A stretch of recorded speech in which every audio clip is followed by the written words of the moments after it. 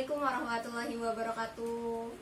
Apa kabar anak-anak ibu? Alhamdulillah, puji serta syukur kita panjatkan kehadirat Allah Subhanahu wa Ta'ala, karena berkat rahmat, nikmat, dan hidayahnya kita dapat berkumpul pada pagi hari ini.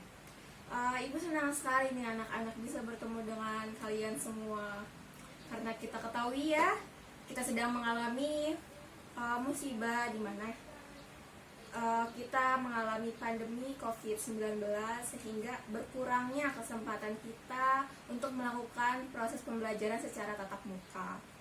Tapi semoga itu tidak menghentikan semangat anak-anak ibu untuk terus belajar, untuk bisa memahami pembelajaran dan memperlancar kegiatan kalian semua.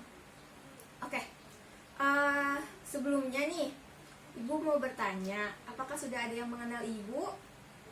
Oke, ibu mengerti. Belum semuanya mengenal ibu ya. Oleh sebab itu, ibu mau memperkenalkan diri dulu nih.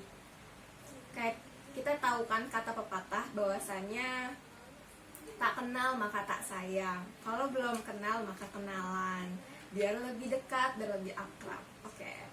Perkenalkan, nama Ibu Ika Nuraini. Ibu merupakan salah satu mahasiswi dari Universitas Indraprasta Jakarta. Mungkin sudah ada yang tahu kampus Ibu.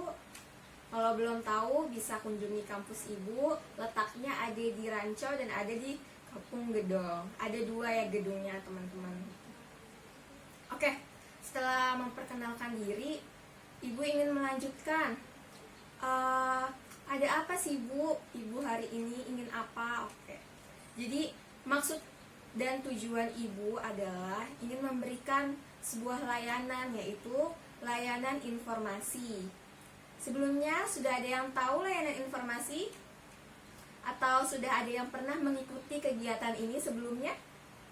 Oke, belum ya anak-anak ya. Oke. Jadi Ibu memberikan penjelasan terlebih dahulu. Jadi layanan informasi itu merupakan kegiatan di mana yang dilakukan oleh seorang guru BK atau konselor kepada konseli. Jadi pemberian informasi yang dibutuhkan oleh konseli.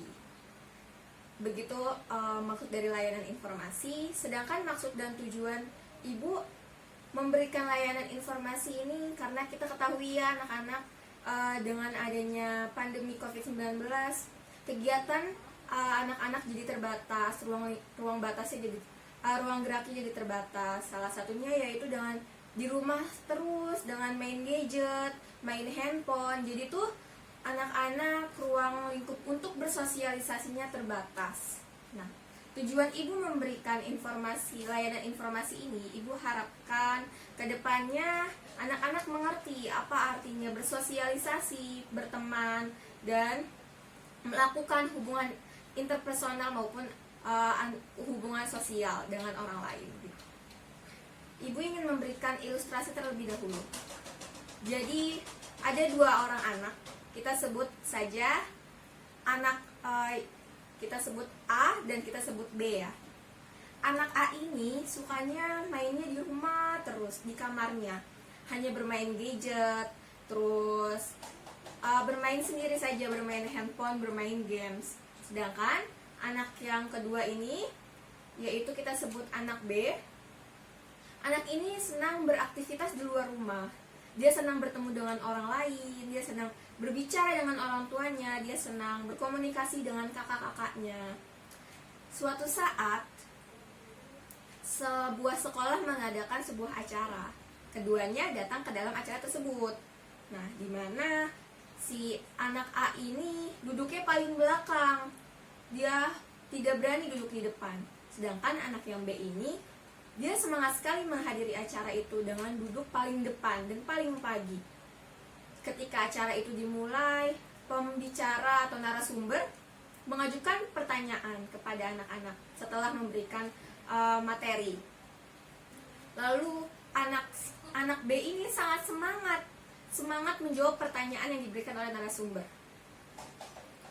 Nah, sedangkan si anak A ini, dia hanya ngumpet di belakang, dia takut untuk ditunjuk. Oke. Jadi apa amanat yang bisa kita dapat dari cerita tersebut?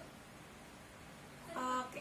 Seperti yang kita ketahui pepatah, ada yang berkata seperti ini, bahwasanya kita bermain dengan tukang parfum, kita bisa membeli parfum dengan teman kita tersebut, atau bahkan tidak membeli parfum tetapi kita mendapatkan wangi harumnya. Sedangkan ada yang bermain dengan pandai besi, bisa jadi kita terkena percikan api akibat aktivitas pandai besi tersebut. Jikapun tidak terkena percikan api, pasti kita akan mendapatkan baunya. Jadi maksud dari cerita kedua ilustrasi tersebut adalah lingkungan itu sangat dipengaruhi oleh teman pergaulannya. Jadi dengan siapa kita bersosialisasi, dengan siapa kita berteman, itu sangat mempengaruhi lingkungan kita, sangat mempengaruhi sikap kita, sangat mempengaruhi bagaimana attitude kita dalam menjalani kehidupan. Jadi selanjutnya, apa sih Bu judul yang Ibu berikan untuk layanan informasi ini? Jadi ini berkaitan dengan judul yang akan Ibu berikan, yaitu pentingnya menjalin hubungan baik dengan teman. Kenapa Ibu memilih judul tersebut? Karena begitu banyak manfaatnya anak-anak. Mungkin manfaat dari pertemanan itu apa sih Bu? Belum semuanya tahu ya, makanya Ibu akan menjelaskan. Mari kita lihat, Ibu akan menjelaskan apa aja manfaat dari pertemanan itu. Jadi manfaat pertemanan, manfaat menjalin hubungan pertemanan yang baik itu yang pertama, dapat menurunkan stres dan depresi. Loh, apa Bu kaitannya? Itu sangat berkaitan teman-teman. Dengan kita memiliki teman, itu akan mengurangi rasa kesepian yang kita rasakan. Jadi dengan kita berteman dapat mengurangi atau menuruni stres dan depresi kita, karena kita memiliki teman. Jadi kayak jika ada yang kesepian karena tidak memiliki teman, itu akan meningkat rasa stresnya, karena dia tidak bisa sharing, tidak bisa bercerita dengan apa yang sedang dia rasakan. Begitu teman-teman. Selanjutnya yang kedua itu manfaat dari berteman, yaitu meningkatkan kepercayaan diri serta meningkatkan harga diri kita. Kita tahu ya teman-teman, kita hidup itu sebagai makhluk sosial, dimana makhluk sosial itu membutuhkan orang lain di dalam kehidupannya. Oleh sebab itu, dengan kita berteman, teman kita akan memberi kita self-worth, dimana kita akan memiliki kepercayaan diri yang lebih tinggi lagi, karena kita sadar dari teman kita bahwasanya kita dibutuhkan dengan orang lain, sehingga harga diri kita akan lebih meningkat. Karena banyak teman-teman yang tidak memiliki kepercayaan diri, jadi dia minder, seperti yang ilustrasi yang Ibu ceritakan.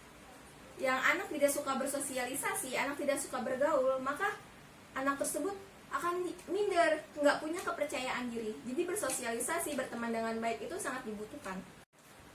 Selanjutnya, manfaat dari menjalin hubungan pertemanan yang baik yaitu meningkatkan suasana hati. Kenapa sih Bu bisa meningkatkan suasana hati? Ibu beri contoh, ketika teman-teman sedang mengalami pengalaman yang tidak baik atau sedang berselisih dengan keluarga, otomatis kan suasana hati kita akan menjadi buruk ya, atau mood kita tuh jadi jelek gitu di hari itu. Ketika kita bertemu dengan teman kita, nah karakter teman kita ini merupakan karakter yang membawa kebahagiaan. Dia senangnya bercanda, dia senangnya memberi wejangan-wejangan yang lucu gitu. Jadi ketika kita bertemu dengan teman kita, otomatis kita akan terbawa suasananya, suasana hati kita dengan suasana hati teman kita yang sedang baik. Jadi mood kita yang tadinya jelek karena kita bertemu dengan teman kita yang moodnya bagus, jadi kita terbawa suasana, jadi lupa bahwasanya kita punya masalah nih sebelumnya. Dengan bertemu dengan teman, bercanda, jadi mood kita akan lebih baik. Begitu teman-teman. Dan manfaat yang keempat yaitu dengan kita berteman, kita akan mendapat bantuan di kala susah maupun tua. Kenapa bisa dibilang gitu? Mungkin ada contohnya, kayak kita punya orang tua, dimana orang tua kita masih suka berkomunikasi baik dengan teman lamanya, dengan teman SMP-nya, teman SMA-nya. Jadi ketika mengalami kesusahan atau sekarang sedang di masa tua tetap memiliki teman. Jadi pertemanan itu umurnya panjang. Dimana juga ada yang ibu pernah dengar bahwasannya dengan kita meningkatkan silaturahmi dengan orang lain, meningkatkan pertemanan dengan orang lain, insya Allah rezeki kita akan terus lancar. Karena kita saling mendoakan untuk tetap diberikan kesehatan, dimurahkan rezekinya gitu. Jadi menjalin hubungan pertemanan yang baik itu banyak manfaatnya untuk kita.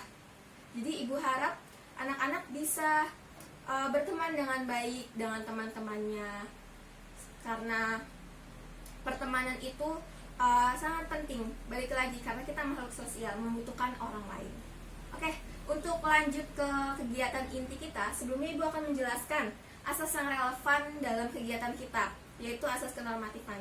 Jadi ibu harapkan kalian bisa mengikuti asas kenormatifan. Apa sih ibu asas kenormatifan? Jadi dalam kegiatan inti ibu harap anak-anak menjaga sikap dengan baik, beretika dengan baik.